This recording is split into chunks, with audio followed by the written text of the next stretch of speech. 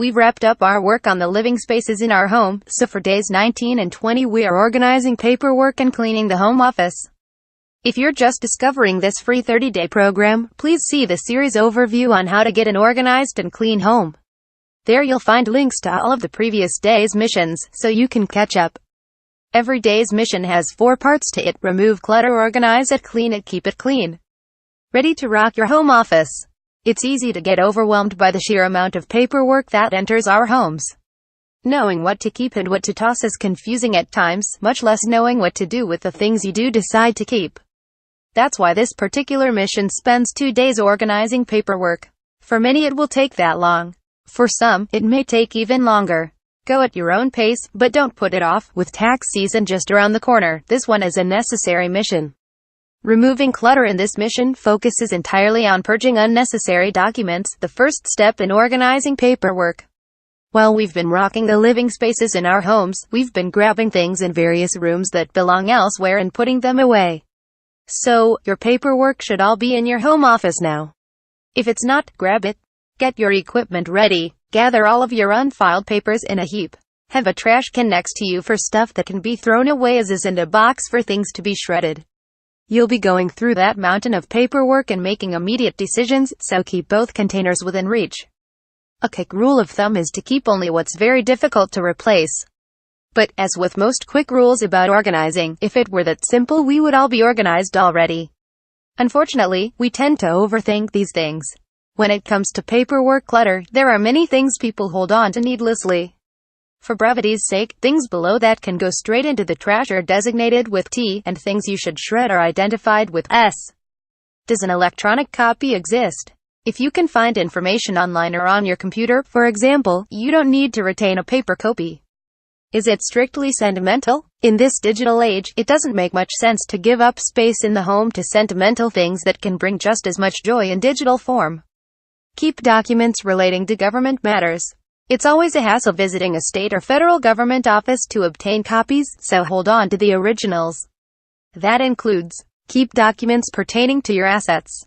You need physical proof that you own various things, along with documents pertaining to any loan or insurance on them. For example, keep documents relating to your death. It's not a fun topic to think about, but it's even less fun having to go through a loved one's files to find papers pertaining to their passing. So, keep physical copies of things like. So, we've identified what you should keep and discard. Now it's time to deal with the documents we're keeping. Organizing paperwork takes a long time if you haven't been keeping on top of it. Good thing this is a 2-day mission then, right? The following advice applies whether you're filing paperwork digitally or physically, though I'd strongly encourage you to consider switching to digital storage if space in your home is at a premium. In addition to a good shredder, an inexpensive digital scanner has practically become an essential of modern life. Scanners can connect to a cloud service if you're comfortable with that, or you can scan directly to your computer. I prefer using a 2 terabyte external hard drive, which offers more space than I'll probably ever need. Things to digitize include, keep your computer and backup updated. Every computer operating system, Windows, iOS, even Linux, issues security patches and updates on a regular basis. If you digitize your files, it is vital that you also keep your computer updated, and that you back up your data regularly. Even if you don't digitize, you should routinely update and back up your system. Don't just dump your paperwork all in one spot and call it done. Subdividing into files makes locating things easier, something that's important if you have to quickly prove ownership or find your child's immunization records. If digitizing, create folders on your hard drive based on categories. Create subfolders in place of paper file folders. As you scan documents, give them plain language names, and move them to the appropriate subfolder. You can password protect sensitive files. If storing physical copies, you'll want some kind of file storage box or file drawers, along with hanging folders that will hold one or more individual file folders within it. A label maker is nice to have too, if your handwriting is messy. The photos above are what I use. Categorize paperwork and add subfolders, individual files. Note, the documents in the personal and estate categories can be very difficult to replace. If you have a very large amount of such documents, a home safe might be a wise investment. Even a fireproof, waterproof document bag can keep your vital records safe and is a much less expensive option.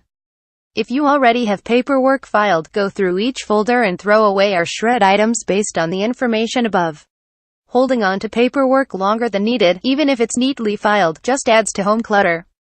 Once you've filed everything you are keeping, get rid of the rest right away.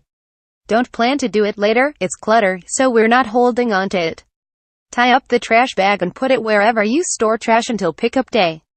Then start shredding the sensitive stuff. You can even watch TV while you do it. Dump the shredder's contents into another trash bag and put it with the other trash. Cleaning your home office should go pretty quickly once you've organized paperwork.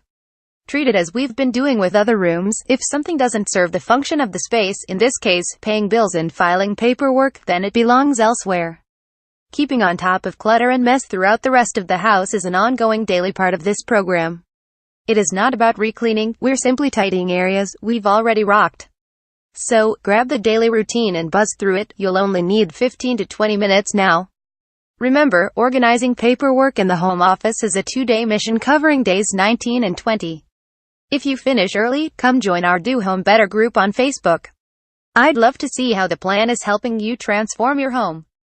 Organizing bedrooms, printable cleaning checklists, how to get motivated to clean.